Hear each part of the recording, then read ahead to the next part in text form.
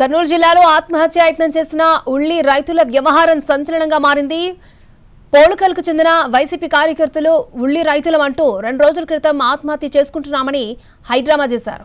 తాగిన మత్తులో పురుగుల మందు ఖాళీ డబ్బాలో మద్యం పోసుకున్నారు. మద్దతు ధర లేక పురుగుల మందు తాగి ఆత్మహత్య యత్నం చేసుకుంటున్నట్లు నటించారు. వాళ్లే 108కి ఫోన్ చేశారు.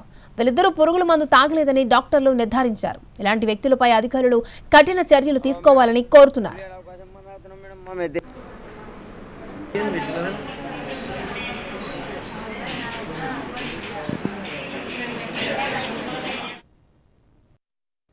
జరిగినటువంటి ఉల్లి రైతులమని చెప్పేసి వైఎస్ఆర్సీపీ కార్యకర్తలు పోలకల్ గ్రామంలో మేము ఉల్లి పండించాము, మాకి మద్దతు ధర కూడా రావడం లేదని చెప్పేసి వాళ్ళు ఒక ఆత్మహత్య హైడ్రామాను నడిపించడం జరిగింది.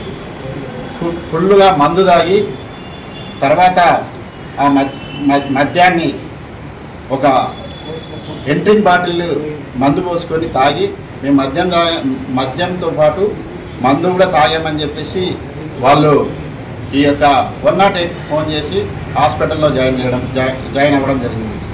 అంటే వీళ్ళు రైతులే కాదు, ఎందుకంటే వైఎస్ఆర్సీపీ కార్యకర్తలు మా యొక్క ప్రభుత్వం కూటమి ప్రభుత్వమైనటువంటి మా ప్రభుత్వాన్ని అప్రతిష్ట పాలు చేసేటందుకే వీళ్ళు ఈ యొక్క